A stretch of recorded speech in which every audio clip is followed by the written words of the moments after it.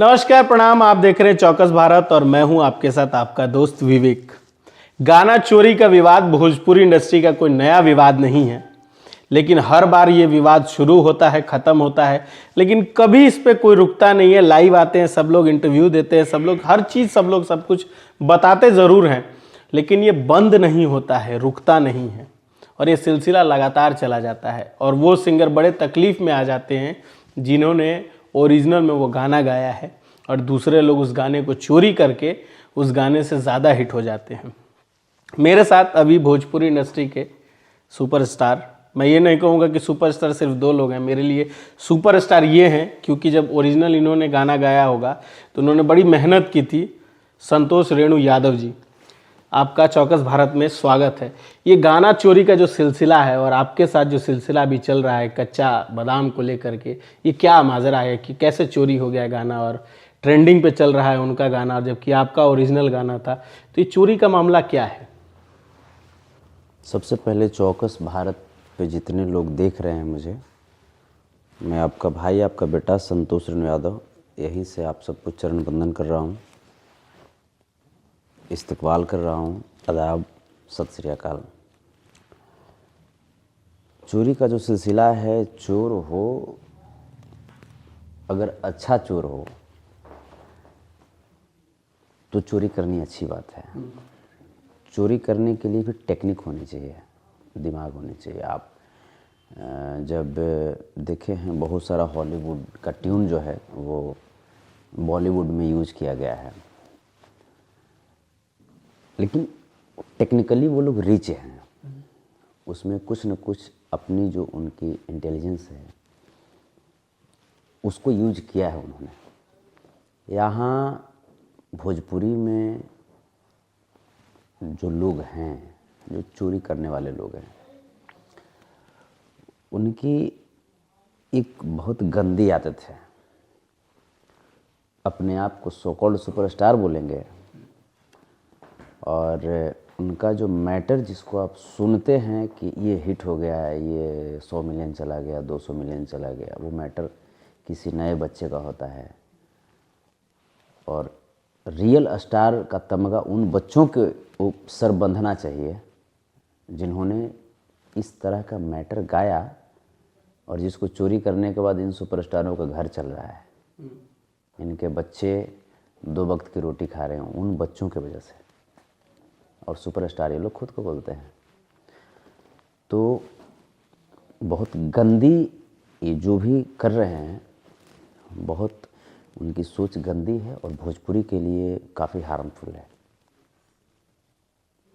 तो राकेश मिश्रा जी तो किसी तरह का, कल लाइव भी आए थे रात में वो, और लाइव में आके उन्होंने कहा कि मैं आया हूँ और बड़ी खुशी के साथ दर्शकों को बता रहे थे कि पहले 15 पे 17 पे ट्रेंडिंग चला, 15 पे चला, फिर 12 पे ट्रेंडिंग आया और बहुत सारा उस गाने के बारे में जिक्र भी किए, लेकिन एक बार भी ये नहीं बोले कि ये गाना संतोष रेणु जी का है और उनका गाना मैंने उठा के गा लिया है। जैसे ये बोलेंगे तो रुतबा न घट जाएगा। अच्छा। जैसे राकेश मिश्रा बड़े भाई थे, सीनियर थे, उम्र में आज भी बड़े हैं, मैं रिस्पेक्ट करता था, लेकिन रिस्पेक्ट मैं उसी को देता हूँ जो रिस्पेक्ट पाने लायक हो। बेवजह इतना फ्री का भी रिस्पेक्ट नहीं होता है जो कहीं भी बांटते रहे हम। रिस्पेक्ट बहुत खुशनसीबी से मिलता है। अगर छोटे छोटे बच्चे अगर मुझे रिस्पेक्ट कर रहे हैं तो इसका मतलब ये नहीं कि हम उनका शोषण करना शुरू कर दें। राकेश मिश्रा जी लाइव में बड़ा खुशी अपना व्यक्त कर रहे थे कि हमारा 1 मिलियन चला गया, 1.5 मिलियन चला गया, इतना ट्रेंडिंग पे आ गया, उतना ट्रेंडिंग पे आ गया। अरे बुढ़वा का आदमी, ट्रेंडिंग पे तो हम हैं ना रे, तुम्हारे पिताजी यहाँ पे बैठे हुए हैं, हम उसको गाए। वो रियल वो गाना, वो तो भोजपुरी का है ही नहीं, वो तो बंगाल में वो गाना एक शख्स हैं, एक सज्जन हैं जो चिनिया बादाम बेचा करते हैं, वो गागा करके बेचा करते थे। वहाँ से वायरल हुआ, बंगाली फिल्म इंडस्ट्री उसको गाई उस गाने को, उसके बाद और वायरल हुआ। मेरे एक मित्र हैं जो कि संगीत सीखते हैं बंगाल में, नीतीश जी, वो हमको बोले कि भैया ऐसा ऐसा बात है, एक गाना यहाँ पे है काचा बादाम जो काफ़ी वायरल टाइप का है, जो आप उसको गाइए। हमने कहा कि ठीक है, उसका लिंक भेजिए। जब लिंक उन्होंने भेजा तो हम कहे कि ठीक है देखते हैं। तो बोले कि भैया हू बहू गाइए। हम कहे कि नहीं, हू बहू नहीं गा सकते हैं, ये कंपोजिशन बंगाल का है और हू बहू हम गाएंगे तो बंगाली जो लोग हैं वो बोलेंगे कि भोजपुरी वाले हू बहू छाप लिए। तो हमने उसको रिकम्पोज किया, और रिकम्पोज ही नहीं किया बल्कि उस गाने के रूप को चेंज किया। वहाँ पे जो गाना चल रहा था वो एक चिनिया बादाम बेचने वाला चल रहा था। हमने क्या किया कि उसको रोमांटिक और मेलोडी की तरफ जैसे मैंने मोड़ा, उसका रूपरेखा ही बिल्कुल चेंज करके रख दिया। अब उसके बाद क्या होता है कि ये 7 दिसंबर का मेरा बिल्कुल प्रूफ के साथ मैं आपको प्रूफ दूंगा।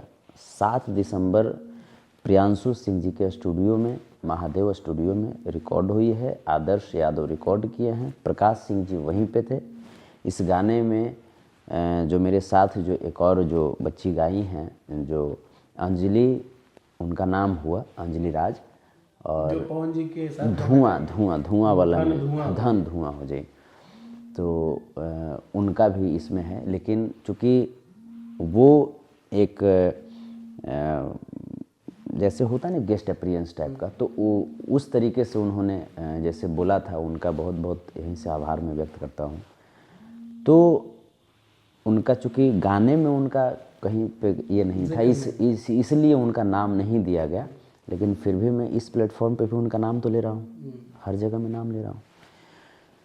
तो वहाँ से सारा कुछ गाने का कार्यक्रम चला। उसके बाद एक आध दो सिंगर और गाए उसको, छोटे छोटे भाई। शिल्पी राज, छोटी बच्ची, हमारे लिए तो बच्ची है ना, शिल्पी राज। आज मुझे गर्व है कि भोजपुरी की एक छोटी सी बच्ची आज विश्व में ट्रेंड करती है, ये गर्व है मुझे। यूट्यूब पे दूसरे नंबर पर। हाँ, ये मुझे गर्व है। वो भी बच्ची गए, कोई दिक्कत नहीं है। अरे बच्ची है, छोटे भाई हैं, बहन है, वो लोग आगे बढ़े, वो लोग आगे बढ़े। अब इसमें उन लोगों को सपोर्ट करने के लिए तो कोई लोग आएंगे नहीं। और अब क्या हुआ कि वो लोग गाए तो राकेश मिश्रा को लगा कि इसमें हम भी दाल गला लें। राकेश मिश्रा भी इसको सोचे कि हम भी लपेट दें। बना बनाया खाना है, गाना आपका वीडियो पवन भैया के शूट का जो था उस तरीके, हाँ उसका थीम, तो जैसे पवन भैया का जो पुदीना वाला जो था। अब एक चीज़ मैं आपको बताता हूँ, मैं क्यों गुस्सा हुआ राकेश मिश्रा पे। पवन भैया का जब पुदीना गाना रिलीज हुआ था तो राकेश मिश्रा लाइव आकर के घड़ियाली आंसू बहाया था आदमी। बोला था कि जे हमारा एक पुदीना है गाना, वो पुदीना शब्द को पवन भैया गा दिए। तो उस समय तुम अपने सीनियर की तौहीनी किया था, तो तुमको भी तो उन चीज़ों को याद रखनी चाहिए। तुमको भी उन चीज़ों को याद रखनी चाहिए कि जब तुम पवन भैया को बोल सकते हो, Pawan Singh Khesari Lal is brand ambassador of Bhojpuri film industry आज के डेट में। आज से अगर पहले जाएं तो मनोज भैया, रवि भैया, दिनेश भैया, उनसे पहले जाएं तो विजय खरे जी हो गए, हमारे कुणाल सिंह चचा हो गए, मनोज सिंह टाइगर जी हो गए, रानी चटर्जी जी, बहुत सारे नाम हैं। तो जब तुम अपने सीनियर की तौहीनी करोगे तो तुमको क्या लगता है, तुम वही शिक्षा हमको दिए हो ना, तो हम तुमको बांस करेंगे, फिर तुम कैसे गा दिए। तो ये जो चीज़ें हैं, अब वो ट्रेंडिंग बोलता है। अरे बुड़बक, तुम जो ट्रेंडिंग की बात तुम करते हो तो बाप हैं इस मामले में। हम राकेश मिश्रा का मैं फादर हूँ इस मामले में। उसको समझ में नहीं आ रहा है कि वेब कंपनी जो है 49 पॉइंट कुछ मिलियन उसका सब्सक्राइब है, 49 पॉइंट समथिंग, सबसे बड़ा चैनल। हाँ, उससे तुम्हारा एक दिन में 2 मिलियन गया, 1.5 मिलियन गया, जो भी है। हमारा जो ऑफिशियल था उसका सब्सक्राइब मात्र 312 था, मात्र 312, और वो एक दिन में 10,000 गया। तो रेशियो में तो तुम्हारे बाप हम लगे ना यार, रेशियो में तो तुम्हारे बाप हम हैं। तुम बोलो कि हाँ पापा का गाना गा दिए उठा करके, अब उसको तुम बोलोगे कि हम वो उस ट्यून पे नहीं गाए हैं, हम, अरे उस ट्यून पे तुम नहीं गाए हो मूर्ख आदमी। तुम उस जो सज्जन जो बंगाल वाले जो हैं उनका तुम थीम तुम ले लिए गाने में, ऑडियो में। अब वीडियो में तुम पवन भैया के थीम ले लिए। अब तुम बोलते हो, लपेटते हो उनको। तो हमारी भी इच्छा थी कि इस गाने को वेब से, वर्ल्ड वाइड से रिलीज करते। हम लोगों की भी इच्छा थी कि इस बड़े कंपनी से इसको रिलीज करते। प्रियांशु जी भी इस बात को बोले थे कि भैया गाना ये अच्छा करेगा। तो अब हुआ कि प्लानिंग हुआ, लेकिन फिर कुछ लोग बोले कि भैया एक बात बताएं, टीम के ही लोग बोले भैया गाना बजेगा, इस पर रिस्क लीजिएगा। हम कहे क्या रिस्क लें? बोले कि अपने चैनल से छोड़ दीजिए। हम कहे तो उसका सब्सक्राइब 312 को है। लेकिन नहीं भैया जी, आप विश्वास कीजिए, 312 हो चाहे 200 हो, लेकिन गाना चलेगा। जो ऑडियंस अच्छा गाना पसंद करते हैं उनके बीच जाता नहीं है, और सच्चाई है। इस बात को ऑडियंस ने, सभी लोगों ने सही भी साबित किया। इस गाना में आपको एक भी वल्गर शब्द सर सुनाई नहीं पड़ेगा। और 312 सब्सक्राइब से मैंने गाना स्टार्ट किया सर। उस पर ऑडियो, इसका तो राकेश मिश्रा का तो वीडियो है ना सर, ऑडियो मैंने रिलीज़ किया 312 सब्सक्राइब पे। वो जिगरा रखा मैं अपने ऑडियंस पे भरोसा रख करके, और हमारे जो भगवान रूपी ऑडियंस हैं हमारे विश्वास को बिल्कुल कमज़ोर नहीं होने दिए। जो भरोसा किया उन पे, उस पर खरा उतरे वो। और सर आज चौथा दिन सर गाना का है, और 40,000 सर क्रॉस कर चुका है सर। क्या बात। मात्र 312 सब्सक्राइब से मैं गाना स्टार्ट किया था सर। बहुत बड़ी बात होती है कि 312 सब्सक्राइबर से, वो भी ऑडियो। क्योंकि ऑडियो सॉन्ग जब तक वीडियो नहीं आता, मसाला, लोगों को वीडियो देखने में ज़्यादा मज़ा आता है, और जब वीडियो नहीं रहता है तो ऑडियो को बड़ा चैलेंजिंग होता है। कोई भी सिंगर, बड़ा हो छोटे सिंगर हो, बड़ा सोचते हैं कि ऑडियो सॉन्ग रिलीज़ करे ना करे। हमको लगता है कि बहुत ऐसे कोई पवन जी होंगे, बहुत रेयर केस में, जैसे आज जो गाना रिलीज़ हुआ है पवन जी का, वो भी बड़ा रिस्क ले करके बहुत कम टाइम में कोई गाना का ऑडियो रिलीज करते, नहीं तो सीधा वीडियो आता है। आपने इतना बड़ा रिस्क लिया और लोगों ने इतना आपको पसंद किया। लेकिन राकेश मिश्रा जी आज ही नहीं, हर बार ऐसा कुछ ना कुछ विवाद में पड़े रहते हैं। कभी रोने लगते हैं, कभी लाइव आ जाते हैं, कभी कुछ विवाद बयान दे करके विवाद में आ जाते हैं, फिर शांत हो जाते हैं। तो इनका चक्कर क्या है, ऐसा क्यों करते हैं ये? राकेश मिश्रा जैसा इंसान एक होता है ना, अपने मुंह मियाँ मिट्ठू, उस टाइप के इंसान आज तक भोजपुरी के लिए कुछ नहीं किया, कुछ नहीं किया। जहाँ पे खुद का उसका बेनिफिट दिखाई देगा दौड़ पड़ेगा वो। कुछ नहीं किया भोजपुरी के लिए। एक बार तो बोलने लगा, इसका एक गाना बजा, राजा तनी जाई न बहरिया, तो हल्ला करने लगा कि हमको कोई लोग बधाई नहीं दिया है, बधाई देना चाहिए। तो बधाई देने की परंपरा यार तुम शुरू करोगे तब ना। हमारा भी मजा मार ल तकिया लगा के सर 2011 में हिट हुआ, super duper hit, blockbuster hit हुआ था। और जब यूट्यूब का जमाना भी नहीं था। एंगल कंपनी से आया था वो, लहंगा में से चुआ नवरत्न तेल हिट हुआ, जगह पे जाता ब्लॉकबस्टर हिट हुआ। क्या राकेश मिश्रा हमको बधाई दिया था? तो हम सामने वाले से, आपसे वही उम्मीद रख सकते हैं जो व्यवहार मैं आपके साथ किया होऊंगा, वही ना करेंगे सर। जो हम करेंगे रिफ्लेक्शन वही ना आएगा हमको। हम करेंगे, हम, एक कहावत है कि हम बोएंगे बबूल आएगा आम। नहीं, आम में काम कहाँ से आएगा? तो ये चीज़ें हैं।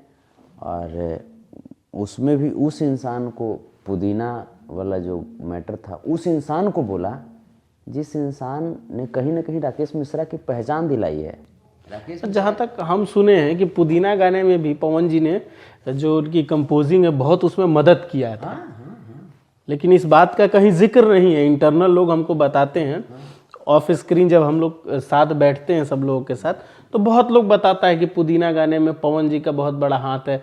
उन्होंने गाने का म्यूजिक कहा कि इस तरीके से होना चाहिए, यहाँ पॉज लो, यहाँ गाओ, इस तरीके का। तो कहाँ किसी तरह का इन्वॉल्वमेंट तो राकेश मिश्रा जी ने बताया नहीं कि पवन भैया का इतना इन्वॉल्वमेंट। ऊपर से और बता देते हैं कि वो मेरा पुदीना गाना चोरी किए।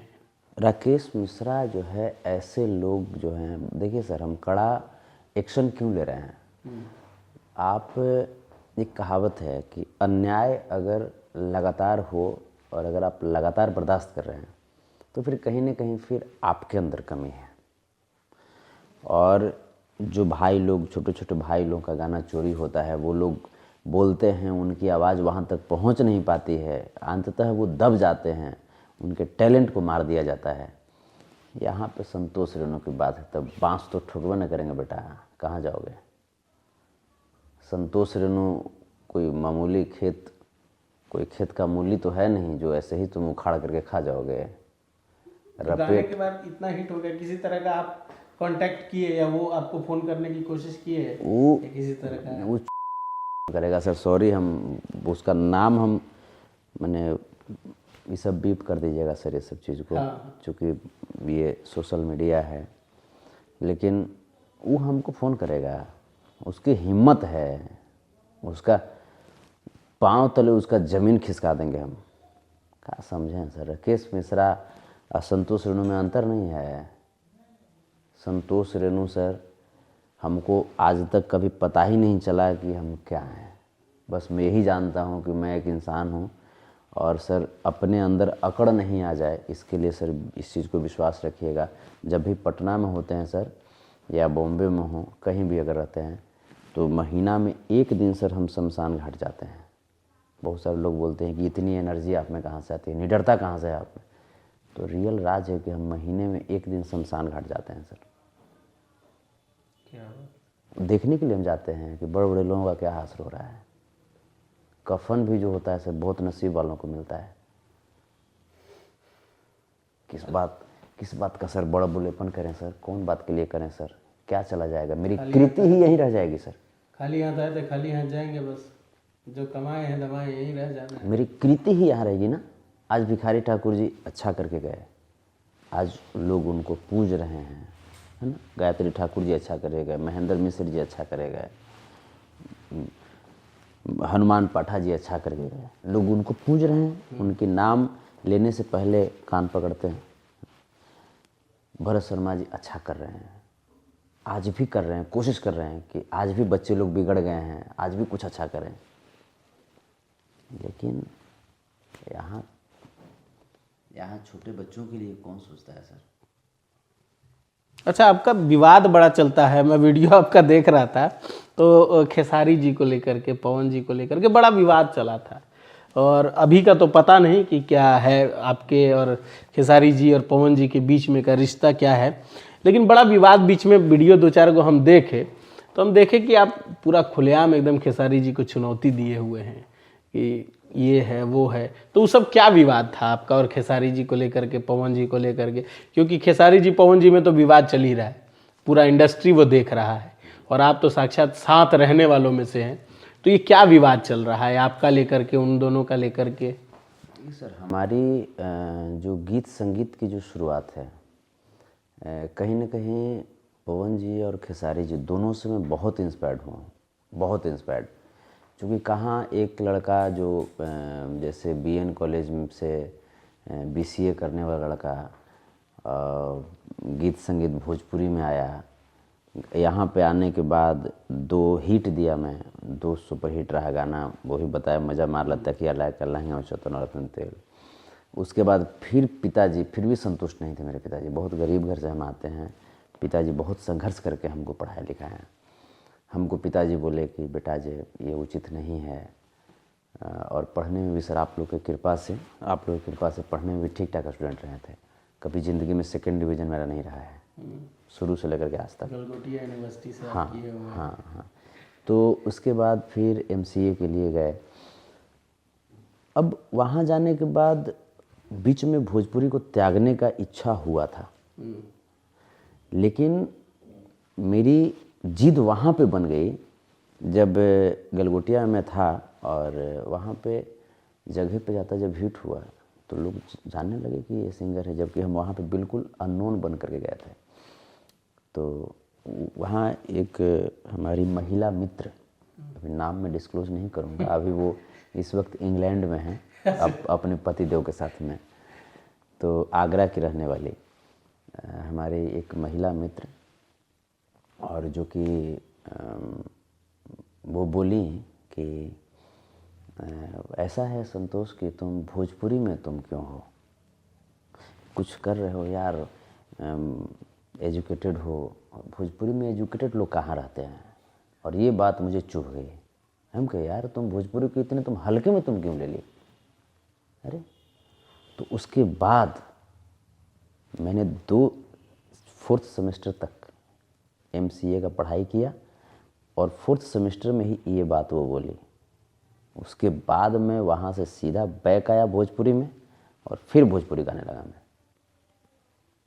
दिल पे लगी चोट। हाँ, दिल पे लगी चोट। भोजपुरी को तुम कैसे बोल दोगे? भोजपुरी हमारी माँ है, जिसके बदौलत आज जो भी 2 लोग जान रहे हैं मुझे, वो भोजपुरी के बदौलत जान रहे हैं। वरना मैं मगध में जन्म लिया और एक मगध के बेटा को भोजपुरी अपने गोद में बैठाई, इतना प्यार आशीर्वाद दी, और उस भोजपुरी को कोई बदनाम कर दे, उस भोजपुरी को कोई बेइज्जत कर दे, बर्दाश्त होगा सर?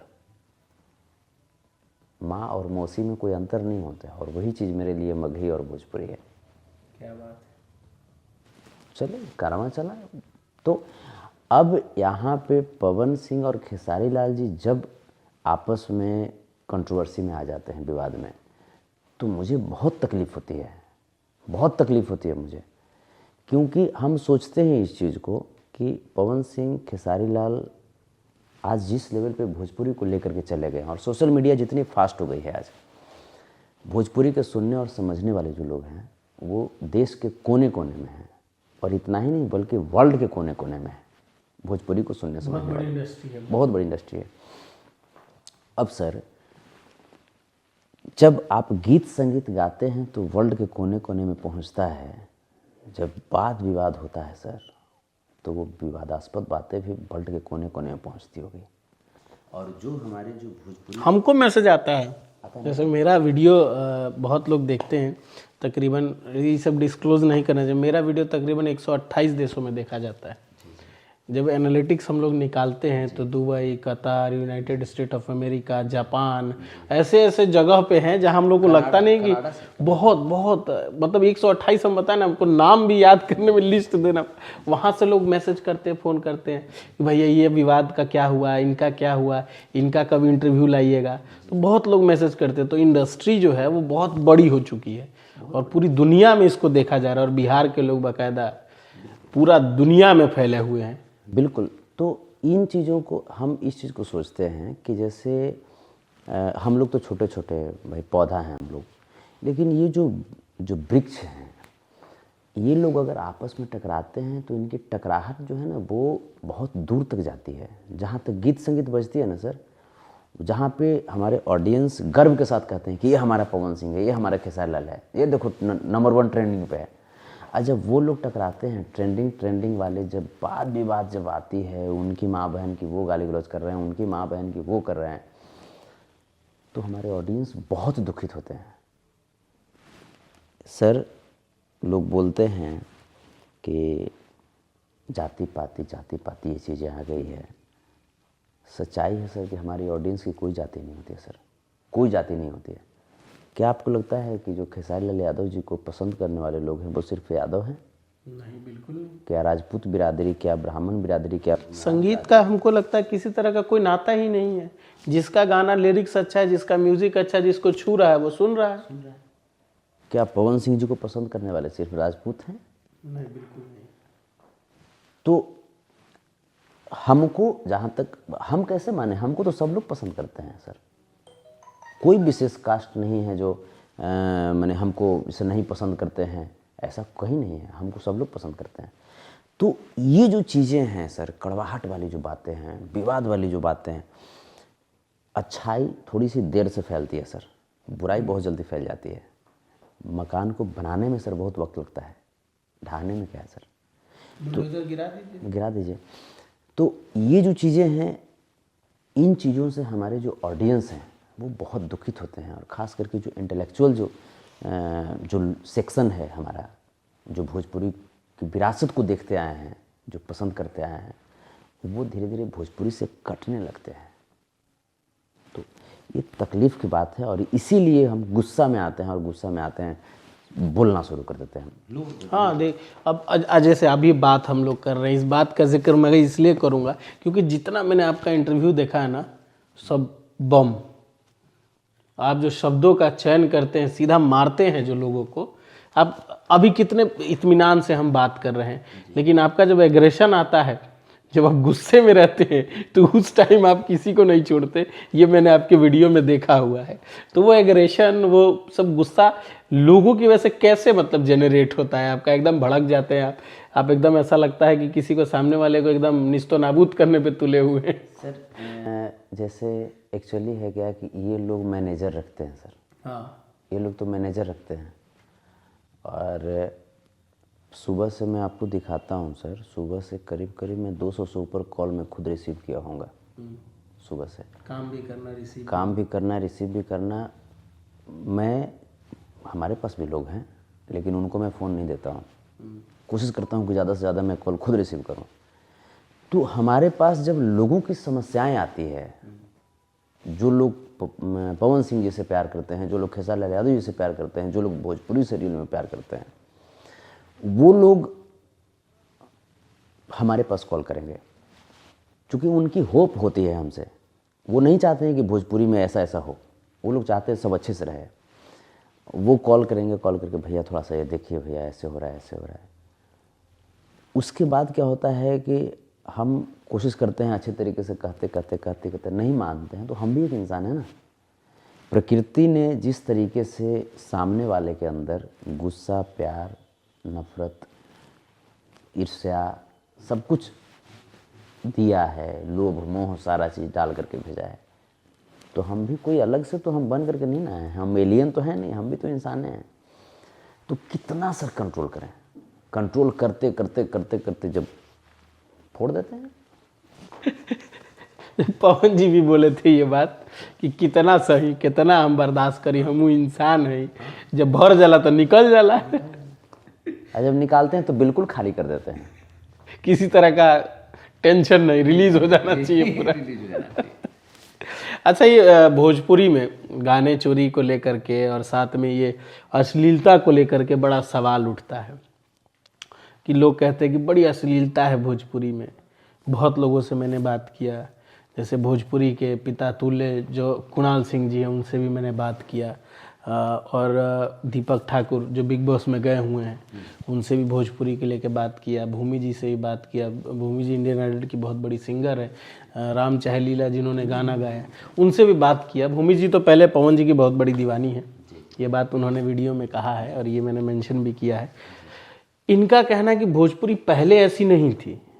जब से ये ऑडियो का ज़माना, यूट्यूब का ज़माना आया, जब से ये एल्बम का ज़माना आ गया ना, जब तक फिल्में थी तब तक सब ठीक था, लेकिन जब एल्बम का ज़माना आ गया, एल्बम, फिल्मों से ज़्यादा एल्बम भारी लोगों पे पड़ने लगा, तब से अश्लीलता ज़्यादा भारी पड़ गया है। सर भोजपुरी की जो विरासत है 1962-63 के आसपास में प्रारंभ हुई। अगर मैं इंडस्ट्री की बात करें तो हमारे देश के प्रथम राष्ट्रपति राजेंद्र बाबू की विशेष आग्रह पे भोजपुरी की पहली फिल्म बनाई गई, हे गंगा मैया तोहरे पियरी चढ़ी। नासिर हुसैन साहब उसमें काम किए थे। तो विरासत हमारी बहुत स्ट्रांग है सर। अब वहाँ से भोजपुरी जब चली तो मोहम्मद रफ़ी साहब, मन्ना डे जी, लता मंगेशकर जी, आशा भोसले जी, उषा मंगेशकर जी, सुरेश वाडेकर जी, किशोर दा, कुमार सानू, उदित नारायण साहब, सोनू निगम साहब, अलका याग्निक जी, श्रेया घोषाल जी, नेहा कक्कर, सोनू कक्कर, किसने भोजपुरी नहीं गाया सर? जिसको हम लोग देखते हैं अरे वो तो इतना बड़ा है, वो भी भोजपुरी गाया है। हमारी भोजपुरी इतनी समृद्ध है। लेकिन उसके बाद क्या हुआ सर कि आज भोजपुरी में एक जो रिस्पेक्ट जो होता था, जैसे आप बैठे हुए हैं, आप, तो हमें घमंड अब होने लगा सर, है क्या है ये, इससे बेटर हम गाते हैं। वो जो ट्रेंडिंग फ्रेंडिंग वाला जो मैटर है ना सर, तो ट्रेंडिंग जो है ना वो फ्रेंडिंग को ख़त्म कर दिया। ट्रेंडशिप जो है ना सर, वो फ्रेंडशिप ही ख़त्म कर दिया। हम तो नंबर 1 पे हैं। हम अरे बकला तो नंबर 1 पर कहाँ है, नंबर 1 पर तो भोजपुरी है, नंबर 1 पर हमारे ऑडियंस हैं। यहाँ पे तुमको गर्व करना चाहिए कि नंबर 1 पे हमारे ऑडियंस हैं, जो हर इंडस्ट्री के ऑडियंस को दबा करके रखे हुए अपने स्टार को नंबर 1 कर देते हैं। साउथ हो, पंजाब का इंडस्ट्री हो, बंगाली इंडस्ट्री हो, बॉलीवुड हो, सब पे भारी पड़ता है भोजपुरी इंडस्ट्री। तो ये चीज़ें सर, जब तक ये ईगो जब तक नहीं समाप्त होगा ना सर, तब तक। और सबसे एक और चीज़ इस चौकस भारत के माध्यम से हम कहना चाहेंगे, जितने भी हमारे सीनियर हैं, चाहे वो मनोज भैया हों, चाहे वो रवि भैया हों, चाहे वो दिनेश भैया हों, कुणाल चचा हों, विजय खरे चचा हों, मनोज टाइगर भैया, या महिलाएं भी, रानी चटर्जी जी, मोनालिसा जी, सभी लोगों से मेरी करबद्ध निवेदन है कि आज हम अगर गलती करें तो बुलाइए हमको और 2 चाटा लगाइए, क्योंकि आप लोग माता पिता समान हैं और आप लोगों ने भोजपुरी को संवारा है। लेकिन आप ये ज़रूर सोचिएगा कि आखिर संतोष रेणु बार बार क्यों इतना एग्रेशन में रहता है। हमारी इच्छा होती है क्या सर? एग्रेशन, अगर 1 सेकंड के लिए भी अगर एग्रेशन सर आपके अंदर आता है तो आपके जीवन का 5 घंटा लेकर के चला जाता है सर। हमारी इच्छा नहीं होती सर एग्रेशन में आने की। हमें भी अपने जीवन से प्यार है, लेकिन हमें अपने जीवन से ज़्यादा भोजपुरी से प्यार है, अपने ऑडियंस से प्यार है। और जब बिखरने लगती है भोजपुरी तो वहाँ पे सर एग्रेशन में आना पड़ता है। तो हम चाहेंगे कि सब लोग बैठ करके और एक बार पुनः भोजपुरी के ऊपर सोचें। और जहाँ तक आपने कहा था कि एल्बम आने से ऐसा हुआ है, नहीं सर, पहले भी भोजपुरी का एल्बम आया करता था। पहले फिल्में कहाँ बनती थी सर? बीच में तो फिल्में बननी बंद हो गई थी। बीच में 90 के आसपास में फिल्में बननी बंद हो गई थी। उस वक्त एल्बम आते थे। फिर मनोज तिवारी जी ने एक अलग शुरू किया था, उस समय भरत ससुरा बड़ा पैसा वाला। भरत, उनका तो हाँ, आज भी गाने जो रील वाले आते मेरे घर में आज भी पड़े हैं। शर्मा जी हो जाए, गोपाल राय जी, मदन राय जी, मुन्ना सिंह जी, बिजली रानी जी हैं। शो उनके लगते थे, ताता लगता था उनके शो के लिए। मुख्यमंत्री जी शो करवाया करते थे। और आज के डेट में तो भोजपुरी के बारे में कोई बात ही नहीं करना चाहता है। राजनेता कहता है ये सब बेकार मुद्दा है, ये सब मत लाइए। बीच में सर आप देखे थे कि जब मनोज तिवारी भैया थे, दिनेश भैया थे, कल्पना दीदी थी, रवि किशन भैया थे, तो महुआ सुर संग्राम जो होता था सर, उसका ग्रैंड फिनाले हुआ था ना सर पटना गांधी मैदान में। लालू जी ने अवार्ड दिया था उस टाइम। 2 लोग विनर थे, आलोक जी थे और एक और थे यूपी के मोहन राठौर जी। दोनों को पहली बार ऐसा कोई ऐसे मंच था जिसमें सेम 2 आदमी को विनर घोषित किया गया था। हमारी ये विरासत रही है सर। लेकिन यहाँ पे तो क्या है सर कि सिर्फ ईगो में, ईगो काम में दिखाइए ना, ईगो शब्दों में बयां नहीं होनी चाहिए। ठीक है, गुस्सा है, वो गुस्से को दबा के रखिए और काम में दिखाइए। अब तो लोग हमको बोलेंगे कि तो आप क्यों शब्दों में दिखाते हैं? इस वजह से दिखाते हैं क्योंकि हम देखना चाहते हैं कि छोटे छोटे भाई भी उस जगह पे जाएं, वो भी काम के रूप में अपनी गुस्सा को, अपनी प्यार का इजहार करना चाहते हैं, लेकिन आप लोग दबा देते हैं। तब आप लोगों की माँ बहन एक करके, और तब आपको याद दिलाना पड़ता है कि आप गलत कर रहे हो, क्योंकि अच्छी चीज़ों से आप सुनते नहीं हो। वरना हमारे भी कोई शौक नहीं था, हमारे भी तो माँ बहन है ना सर। जो इंटरव्यू जो बोलते हैं या लाइव जो बोलते हैं, हमारे घर में भी देखा जाता है। आप यकीन मानिए सर, हम जब कोई भी एग्रेशन में अगर अनपार्लियामेंट्री वर्ड यूज करके लाइव आते हैं, उसके 1 महीना तक सर घर जाते ही नहीं हैं हम। बहुत तकलीफ होता है सर। लेकिन मेरे लिए मेरा घर, पूरे भोजपुरी के ऑडियंस जितने भी हैं, उनका दिल वो मेरा घर है ना सर। तो उनकी दिल की आवाज़, चूँकि हमारे पास तो, मैं आपको पहले ही बोला कि मैनेजर हम रखते नहीं और कोशिश कर भी नहीं रहे, लेकिन हाँ अब ऐसा लगता है कि अब मैनेजर रखना पड़ेगा। मैनेजर रखने से बड़े सिंगर कहलाते हैं। बड़े सिंगर। अच्छा, कुछ तीखे सवाल पे आते हैं, शॉर्ट में जवाब दीजिएगा। कुछ तीखे सवाल पे आते हैं। बहुत लोग आरोप लगाते हैं कि संतोष रेणु गाली गलौज करते हैं, क्या ये सही है? छोटे में, एकदम संक्षिप्त में। करते हैं, और जब तक लोग सुधरेंगे नहीं करते रहेंगे। छोटे सिंगर को आप प्रमोट कीजिए, विराज भट्ट जैसे लोगों को आप रिस्पेक्ट दीजिए, विक्रांत सिंह जैसे लोगों को रिस्पेक्ट दीजिए, हमको अच्छा लगेगा। इंडस्ट्री हमारी बड़ी होनी चाहिए। क्यों बाइपोलर हो गया इंडस्ट्री? आज दो ही लोग पे आज क्या खेसारी लाल यादव जी और पवन सिंह जी, दोनों में से कोई अगर आज 6 महीना के लिए हॉलीडे पे चले गए तो हमारी इंडस्ट्री का क्या होगा? आप क्यों नहीं, हमारी जो बेंच स्ट्रेंथ है उस पर आप क्यों नहीं ध्यान दे रहे हैं? आप ध्यान दीजिए। हमको गोली मारी है। बहुत टैलेंटेड लोग हैं, रितेश पांडे जी, समर सिंह जी, कल्लू, प्रमोद प्रेमी, दीपक दिलदार, बहुत लोग हैं, भरे पड़े हैं। उन लोगों को मौका दीजिए, उस जगह पे पहुंचाइए। सर गलती करें तो बोलिए। दूसरा सवाल, क्योंकि एकदम शॉर्ट में, क्योंकि लंबा इंटरव्यू हो गया इसीलिए चाह रहे हैं शॉर्ट में जाओ। लोग कहता है कि संतोष रेणु भी अश्लील गाने गा के ही चमके हैं, इस पे आपका क्या ख्याल है? क्योंकि जो गाने आपके पुराने हैं लोग कहता है वो भी तो अश्लील है, उससे भी तो संतोष रेणु चमके हैं। संतोष रेणु अश्लीलता की बात करते हैं, खुद भी तो वो अश्लील गाने गाए हैं। जो लोग बोलते हैं उनसे मैं बताना चाहता हूं कि सर एक बहुत अच्छा वीडियो बन करके रखा हुआ है 6 महीना से, और उस गाने का ऑडियो मेरे संतोष रेणु ऑफिशियल पे रिलीज है। उसका नाम है अहिरा के लइका ठोक दी। हम गुस्सा में वो गाए थे गाना, क्योंकि अहिरान बबुआन सब चल रहा था सर, सिर्फ जाति पाति पे गाना चल रहा था, तो हम भी गुस्सा में गा दिए कि लो हम भी गा देते हैं। उसका सर वीडियो आज भी बन करके रखा हुआ है सर। अंदर से मेरा ज़मीर गवाही नहीं दे रहा है कि उसको मैं अपने चैनल से रिलीज करूँ वीडियो को। बहुत ज़बरदस्त वीडियो बना हुआ है सर, बहुत ज़बरदस्त। 6 महीना से रखा हुआ है सर, और अंदर से ज़मीर कह ही नहीं रहा है कि हम कैसे कहें कि अहिरा का लइका ठोक दिए, कैसे कहेंगे? राजपूत का लइका कमज़ोर होता है क्या? ब्राह्मण का लइका कमज़ोर होते हैं? जैसे बाबू साहब हो जाएं, चाहे कुशवाहा जी हो जाए, भूमिहार भाई हो जाएं, चाहे पासवान भाई, रविदास भाई, कोई भी भाई कमज़ोर होते हैं क्या?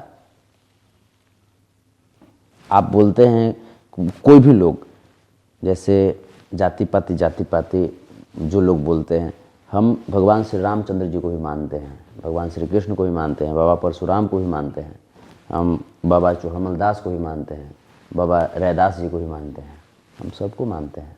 हम तो सबके उपदेशों के ऊपर चलते हैं। तो सिर्फ जय श्री राम और जय श्री कृष्ण कहने से आप सच्चे यादव और सच्चे राजपूत और जय श्री परशुराम कहने से आप सच्चे भूमिहार नहीं बन जाइएगा, बल्कि उनके जीवन, उनके उपदेशों को अपने जीवन में आत्मसात कीजिए, उनके बताए गए मार्गों पे चलने की कोशिश कीजिए। तब जा कर के आप सही में राजपूत, सही में ब्राह्मण, सही में भूमिहार या सही में जादव या कोई भी बन पाइएगा। क्योंकि हर जाति में महापुरुष होते हैं, और महापुरुष ऐसे नहीं होते हैं सर, वो कुछ अच्छा कार्य करके जाते हैं और सबके लिए अच्छा कार्य करके जाते हैं, तब बनते हैं। अच्छा, आप खेसारी लाल जी को क्यों गाली देते हैं? इतना ट्रेंडिंग स्टार हैं आप, अभी बात हुआ इतना सारा, कई बार लाइव में आकर के आपने खेसारी लाल यादव जी को गाली दिया है, बहुत सारी बातें कही हैं। गाली में अब शब्द नहीं कहूँगा, मेरा वो नहीं उद्देश्य है, अब शब्द यूज़ करने का आपने बड़ा वीडियो में कोशिश भी किया भी है, लेकिन आज खेसारी लाल जी के और आपका रिश्ता क्या है? बड़े भाई हैं, बड़े भाई हैं। और जब वाद विवाद पहले का है उसका क्या? हम सर अमिताभ बच्चन को गाली क्यों नहीं देते हैं?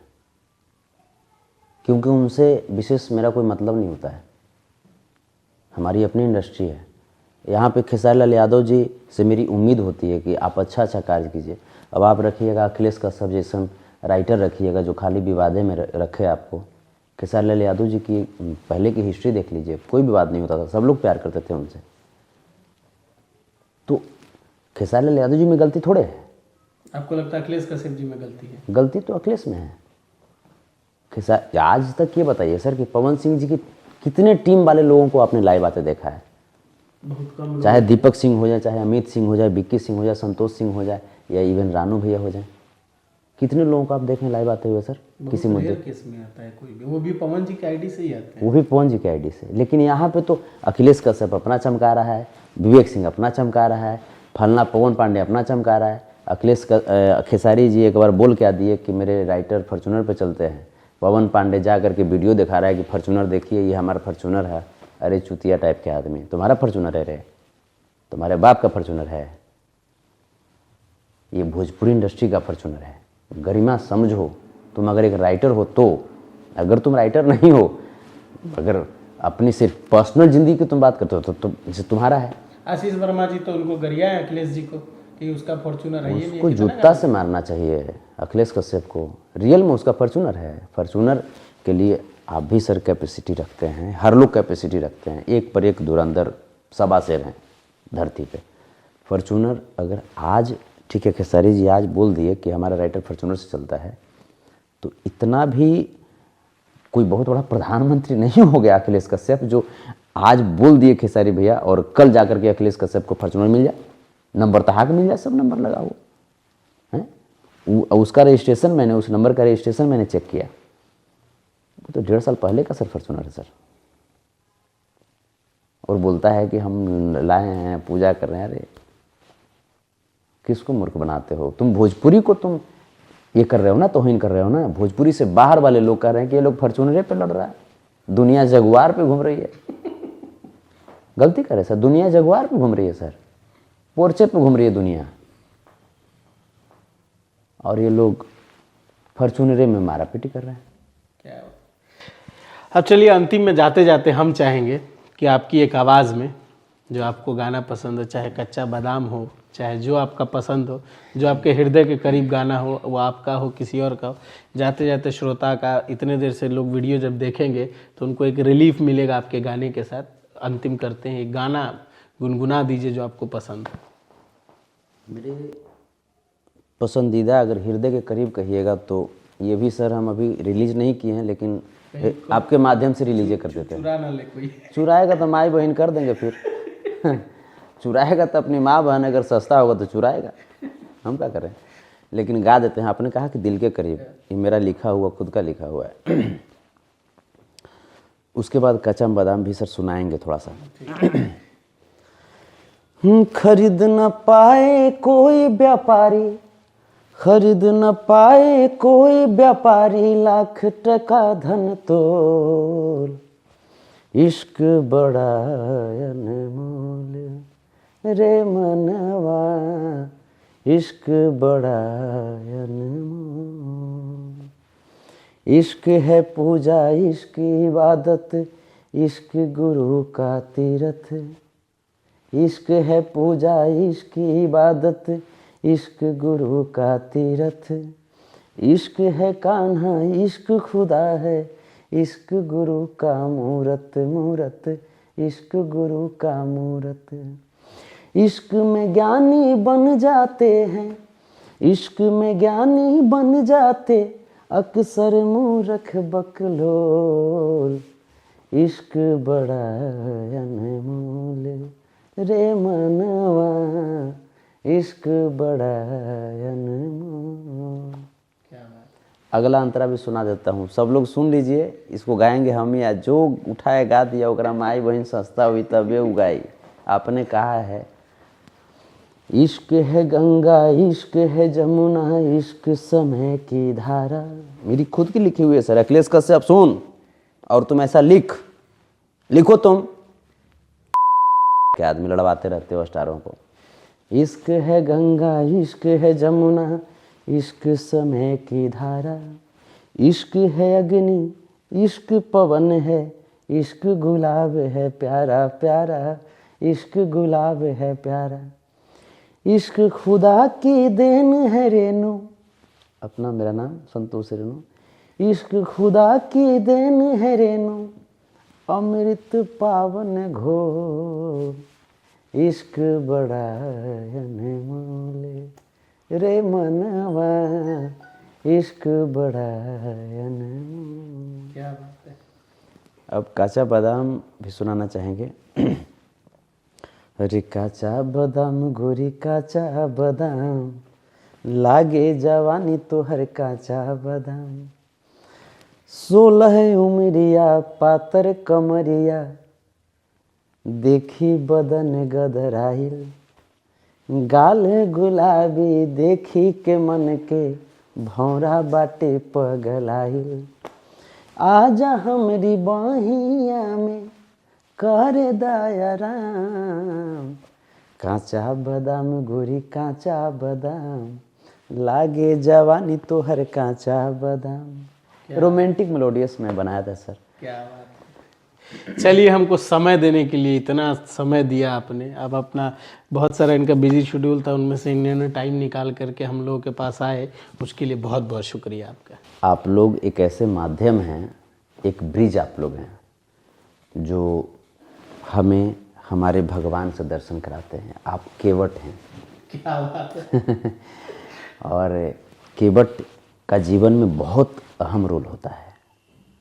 तो आपको धन्यवाद कि ये हमारी जो इतनी खुशगवार जो मेरा इंटरव्यू है वो आप मेरे भगवान तक पहुंचाएंगे और मेरे तमाम जो मेरे भगवान हैं वो देखेंगे, क्योंकि अक्सर तो हम हाइपर मूड में रहते हैं। हाँ, हमको लग रहा है कि सब लोगों को ऐसा ना लगे कि हम पता नहीं कैसा इंटरव्यू कर लिए। हमको लग रहा है कि आपका सबसे अलग इंटरव्यू आज हुआ है। हमको खुद बड़ा मज़ा आ रहा है। बड़ा शांति से, बड़ा इत्मीनान से चीज़ों को आपने रखा है, लोगों को समझ में आएगा।